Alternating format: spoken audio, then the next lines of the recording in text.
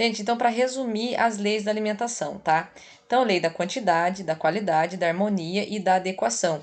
Na lei da adequação, a gente também pode entender o seguinte: uma pessoa, por exemplo, que nem o exemplo que eu dei do Bolsonaro, que estava naquela alimentação, né, por via sonda. A pessoa que tem alguma comorbidade, por exemplo, tem diabetes, tem hipertensão, ela precisa se adequar, ela precisa ter uma alimentação adequada a essa comorbidade que ela está passando. Pessoa que fez, por exemplo, cirurgia bariátrica, a pessoa que fez uma cirurgia de retirada de vesícula, retirada de rins. Então, por exemplo, ou mesmo transplante de rins, qualquer coisa que a gente, qualquer procedimento que a gente faça, né, procedimento cirúrgico, a gente precisa se adequar, a gente precisa ter uma alimentação adaptada, tá? Então, esse é o resumo aí das leis da alimentação. E aí a gente vai avançar agora, tá? Para a parte da pirâmide alimentar. Então, como eu falei para vocês no início, a gente tem a pirâmide das necessidades básicas, a gente tem uma pirâmide alimentar.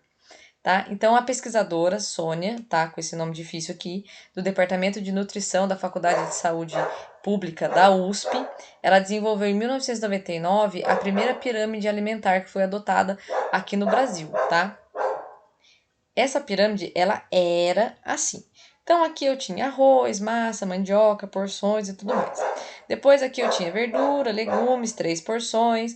Eu tenho frutas, aí eu tenho feijão, né, uma porção, carne, ovos, queijo, iogurte, a gordura, né, os açúcares. Observem que ela coloca as porções que a gente deve consumir de cada uma desses andares da pirâmide, tá? Aí a alimentação no Brasil, ela mudou muito desde 1999, né? Assim como a saúde das pessoas. Então, viu-se a necessidade de atualizar as pirâmides. Então, as porções e os grupos, eles foram mantidos. Houve a inclusão, por exemplo, da sardinha e do arroz integral, tá? Então, houve-se a inclusão de alguns alimentos que não eram tão conhecidos em 1999. E aí, como que a pirâmide ficou? Agora, observem que ela tem bem mais desenhinhos do que a outra, mas que as porções e a classe do medicamento continua, tá? Então, aqui, por exemplo, a gente tem a batata doce, tem o arroz integral, tá?